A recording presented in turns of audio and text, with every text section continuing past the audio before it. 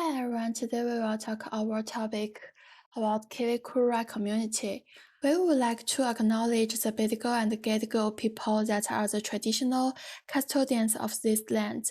We would also like to pay our respect to the elders, both past and present, and extend that respect to other original and Torres Strait Islanders who are present here today. First, let's talk about the Kiwikura location. Kiwikura, gazetted as Kiwikura Community, is a small community in Western Australia in the Gibson Desert, 1,200 kilometers east of Port Hedland and 700 kilometers west of Alice Springs. It had a population of 165 in 2016, mostly Aboriginal Australians. It has been described as the most remote community in Australia. All Kiwikura residents are Team2-presentation speaking people, however many have close family ties with the residents of other Danijori communities. Kiwikura community became affiliated with the Danijori Council in 1982 or 1988. About the history, the determination of the people living in Kiwikura has always been to return to the lands that people were habitating prior to the 1970s when they migrated or moved to Papua. Kiwikura was originally built in 1982 to facilitate the Pintupi people's desire to return and live on traditional land. A Kiwikura skier site located not far from the community is mentioned in the Tingari Dreaming Song Circle. The first water bowl for the purpose of a permanent settlement was established in 1984. Kiwikura is surrounded by traditional homelands or stations. Our station life is enjoyed by families at Kiwikura, offering a return to a socially cohesive and physically preferred environment. The community was totally evacuated subsequently to the flooding of 95% of the settlements in March 2001. Since then, major flood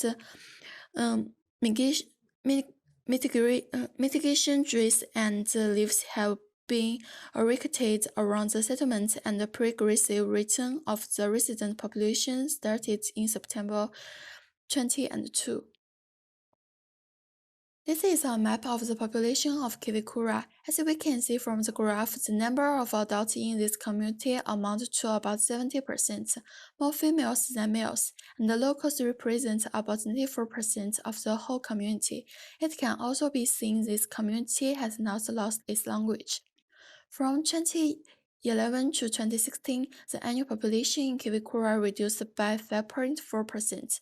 Female residents are 15% more than male residents. Majority of local community members speak indigenous language other than English. The residents of the settlement are Pintupi and speaking the Pintupi language, one of several Western Desert languages. To know about an indigenous community, it's very important to understand the concept of kin or kinship in the context of indigenous culture. Kinships are fundamental in indigenous people's organization of daily activities, economic, and decision-making. The concept of kinship describes the person's responsibilities toward other people, the land, and natural resources. It is the system that determines how people relate to one another and their surroundings, with the aim of creating a cohesive and harmonious community.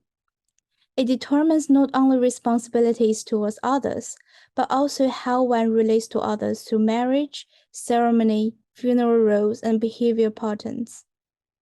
People who hold a position in the kinship system had responsibility to adhere to kinship principles through their actions.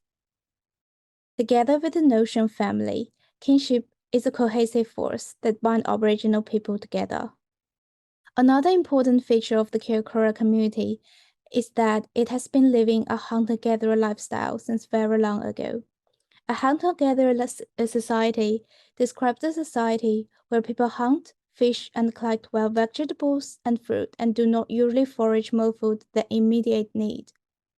In fact, Aboriginal Australians have also been called five-stick farmers, since they have a strategy to burn off 13 areas of land for regenerating food resources. Indigenous feral cat hunting has also been happening for more than a century at Kiwikura, primarily for food. New research has now shown its value as one of the most effective ways of protecting threatened species in the area. The nomadism and the scattered nature of the area's social groups characterize a hunter-gatherer mode of adaptation. About the Kiwikura language, P2P is an Australian Aboriginal language. It is one of the Wati language of the large Pamaniagan family. It is one of the varieties of the Western Desert language.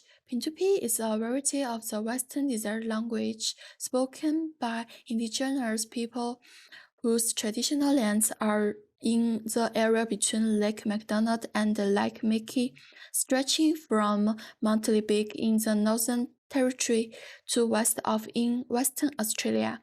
These people moved or were first to move into the indigenous community of Perinia and Hester Bluff in the west of Northern Territory in the 1940s to 1980s. The last P2P people to live their traditional lifestyle in the desert came into Kiwikura in 1984. Over recent decades, they have moved back into their traditional country, setting up the community of Kinto in P2P North as Walungaru in the North Territory, Kiwikura and in PT2 P2P Puntujaraba in Western Australia. P2P is one of the healthier original language and is taught to local children in schools. In 2016, there were about 150 speakers of P2P, and here is the P2P alphabet chart. In Kiwikura, it has been the women particularly who walked out of the shadow of the male artists of Papunya and Kintor, now forming the backbone of the art movement there today. Valankura Nampagaka, Doran Reid, and the Yukoti Nampagati are among the artists in Kiwikura who are most in demand. In July 2021, Beyoncé posted on her Instagram feed a photo of herself in front of an artwork by Aboriginal Australian artist Yukoti Nampagati. The paintings of Yukoti Nampagati employ subdued colors and concentrated mark-making techniques to convey themes relating to ancestry and land. Nampagati belonged to the Pantupi, one of the last indigenous groups to live their traditional lifestyle in the desert and make contact with modern Australian society for the first time in 1984. She left her life as a hunter-gatherer. By 1996, she had begun painting in the nearby community of Kiwikura. Nampagati garners some inspiration from dreamings, ancestral stories passed down to her through generations. She applies repetitive strokes of acrylic on large linen canvases, creating paintings that reflect optical illusions and phenomena found in nature.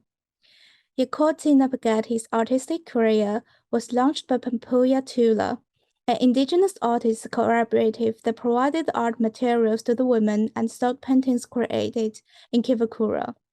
The Pampuya Tula has become one of the most respected players in the world of indigenous art, with two art centers, one in Kiwikura, the other in Kintor.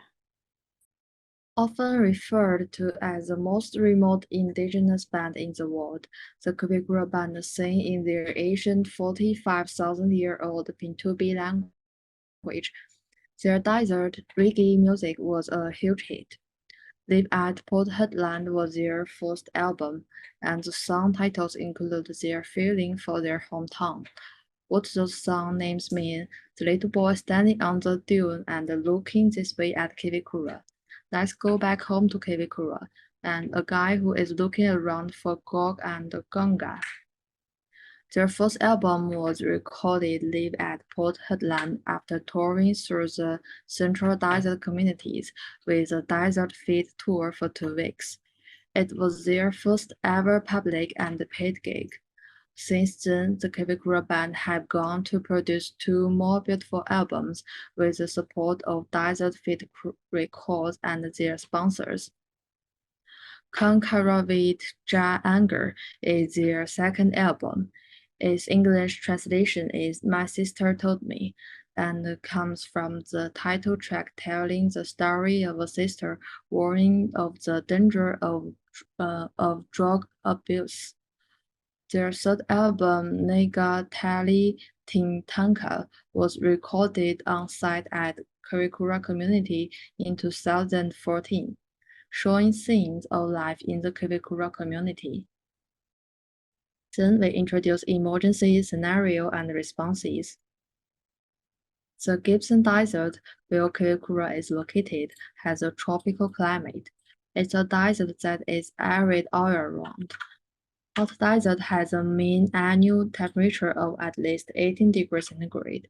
As with all Australian desert, rainfall is highly variable and unpredictable. Median annual rainfall average across the entire GSD is 223 mm. Those climates usually feature hot, maximum temperature of over 40 degrees centigrade are not uncommon in summer and can soar to over 45 degrees centigrade in the hottest regions. Flash floods can happen at any time after heavy rainfall and quickly, even if it is not rainy in your location. Flash floods occur whenever rainfall exceeds the ground surface capacity to absorb the water. Those conditions are dangerous if you encounter fast-moving high water. Flooding occurred in the Kavikura region in early 2000 due to extreme rainfall and the fact that rainfall exceeds the ground surface capacity to absorb the water. This flood caused the road access to the community being cut off for a number of months. In response to the flooding, the entire Kavikura community was evacuated and relocated to Alice Springs and Mauropoi. The Kavikura people there were significant cultural issues bound up with the cause of the extensive rainfall and the resulting flood, most of which were not able to be discussed with outsiders to the community. The stay in Island Springs and Mauropoi brought the community into contact with alcohol for the first time and led to violence and social disruption. By late 2002, the community had finally moved back to Kavikura.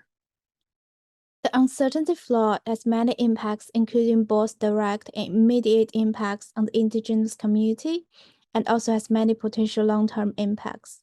The first and foremost is that indigenous people faced great losses in the flood. People got injured, lost their personal properties, and suffered from displacement, being away from the homeland for almost 2 years. Houses and infrastructure were destroyed and flooded, and they're forced to move several times just to survive, since they have no proper access to drinking water, hygiene products, and medical treatment. People from the Kavikura community also suffer from psychosocial issues since they have been evacuated and relocated. Indigenous people share a strong link to the homeland and cherish healthy landscapes and the indigenous sense of well-being. Therefore, when they are forced to leave the country due to unforeseen incidents, the community suffered a severe disruption to the social fabric of the community. People reported problems such as drunken, violence, and aggressive behaviors. Many families were separated, causing unwanted diaspora. Even after the flood for a long time, in contrast to the physical damage they suffered, the psychosocial impacts will persist over a longer period of time. Some groups in the community, including seniors and children, are even at higher risk of impacts. The community as a whole needs time to recover from many chronic stresses, such as post-traumatic disorder. The Kavikura community used to be a dry community, which means alcohol-free. But with the disturbances, they experienced many problems such as domestic violence when they are exposed to social difficulties. The family separations due to the evacuations also undermine the kinships with the lands. Another long-term impact is that the destruction of important community sites may cause deterioration of social and cultural supports within the community. Taking our holistic lens again, the floors also have negative impacts to local flora and fauna, and the ecological balance of the community needs to be restored. The holistic conception of human health articulated by many indigenous people may be seen as a source of vulnerability, where changes in the local environment of sacred sites or hunting grounds may be felt strongly and may adversely affect psychosocial health as well as physical well-being. Research has shown that any unexpected changes in natural systems or change in abundance or composition of flora and fauna are likely to impact the well-being of the communities associated with them. Theoretical framework, basic requirements, grounded in the local basis and approach. And the second is establish ethics review and community approval processes. Guideline, develop and maintain good and trust relationship with local people. Establish communication channel that share information and understand the respect relationship, culture, and country, and respect the local knowledge. Accessibility and continuity of emergency response to be ensured. Include support service, self-reliance preparations and planning are important for member and the emergency manager. In Kirikura and other Western Australia communities, one way in which relationship have been established a program with FESA, providing advice on risk management and mitigation strategy by working with community trust relationship are built and understanding is developed on the both sides. The second is education. Education and training in emergency planning, risk management, and reduce strategy and incident response are invaluable for both emergency management staff and community member. Education and training help improve emergency management planning and disaster and can add effective incident response and community recovery.